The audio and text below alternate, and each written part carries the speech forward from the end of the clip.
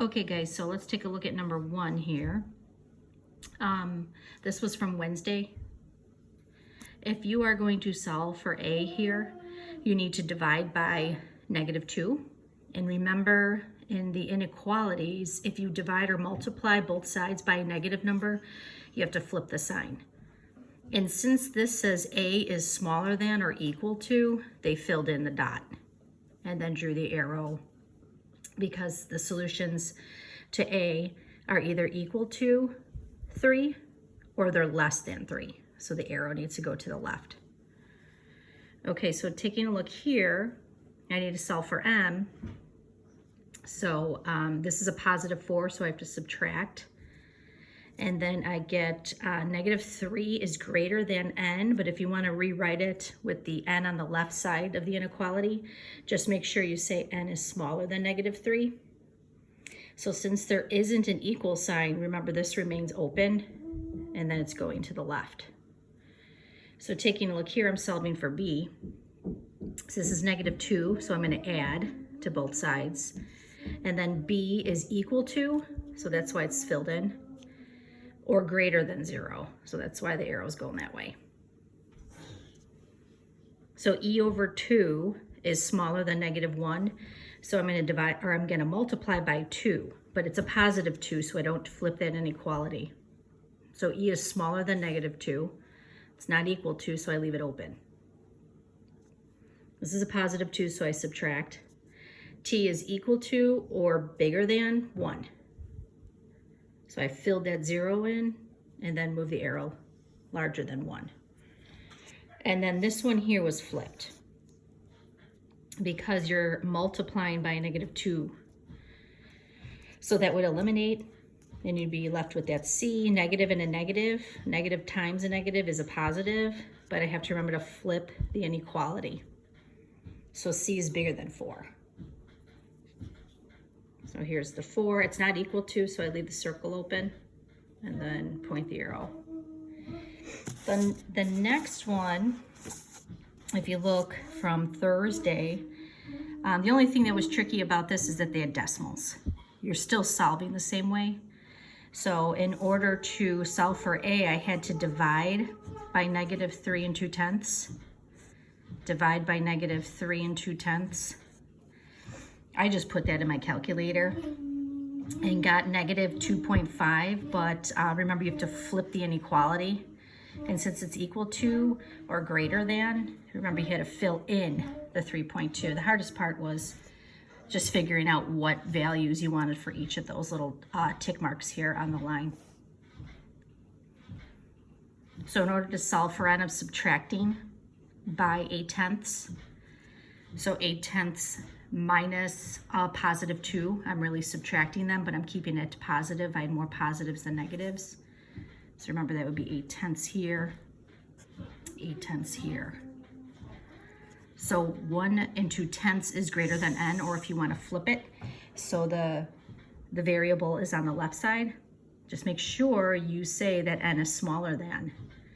Because remember, you can read it as 1.2 is greater than N, or N is smaller than 1.2. I just picked 1.2, 1.1. Remember, it was not equal to, so I keep that circle open, and I'm pointing to the numbers that are smaller than 1.2. In order to solve for B here, this is a negative, so I have to add. So remember, the signs are different, so you're really subtracting. So B is equal to or greater than 8/10. So I filled in the 8/10 and then pointed the arrow to the numbers that are greater than 8/10. Okay, so I'm solving for E. So remember, this could also be written as 1/2 E. It's the same thing. So I'm going to flip this. So 2/1 times 2/1. And I'm multiplying by a positive number, so I'm not flipping that inequality. So a -5/10 times 2 is a -1. So it said that E is smaller than -1, not equal to, so it's open. Taking a look here, I'm going, in order to solve for R, first I have to add 5.1 to this side. I'm sorry, I have to subtract it.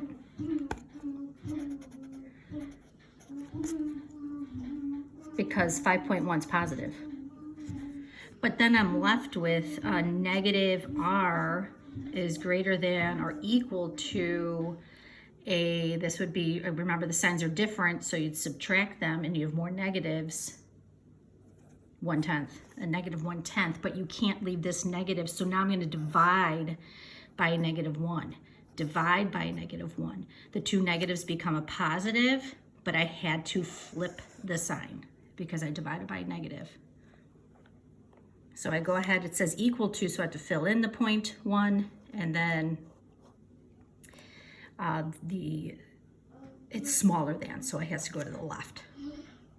So taking a look here, in order to solve for y, I'm dividing by a -1.8, a -1 we know that the answer is going to be positive. I just put that in the calculator, and I got y is smaller than or equal to 0.8.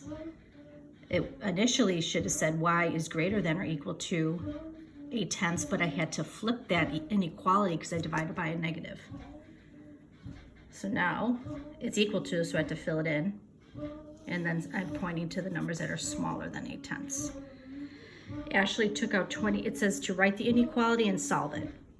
Ashley took out $20 from her savings account each week.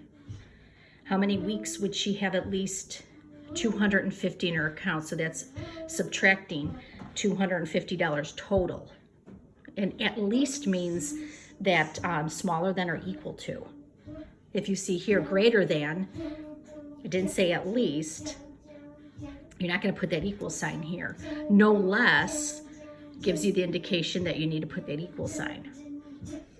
So then I just solved it by dividing, but then I had to flip the inequality. So it says A has to be greater than or equal to 2.5 weeks, so about 13 weeks or more. A cube has a volume greater than 125 centimeters cubed. What are the possible lengths of the sides? Okay, so I just looked at it as a cube that's s to the third, that's cubed, equals 125. I'm sorry, it said greater than 125. And then I just took the cubed root of 125 to get the 5. A treasure chest sinks at a rate no less than 20 feet per second. So it's equal to or less than. The ocean floor is at most 4,200 feet below sea level. Will the treasure chest reach the ocean floor in less than 3 minutes? So you're going to solve for t, the time. So then you have to flip the inequality because you're going to divide by a -20. And when you divide by a -20, you get t is greater than or equal to 210. Okay. But you have to remember that they gave this to, they asked us for minutes, and they gave us the rate per second. So I was thinking of 3 minutes equal 180 seconds. So it needs to be at least 210 seconds. Remember, the initial rate was given in seconds, but the question says in 3 minutes. So you had to kind of think about this here. Okay, have a great Monday.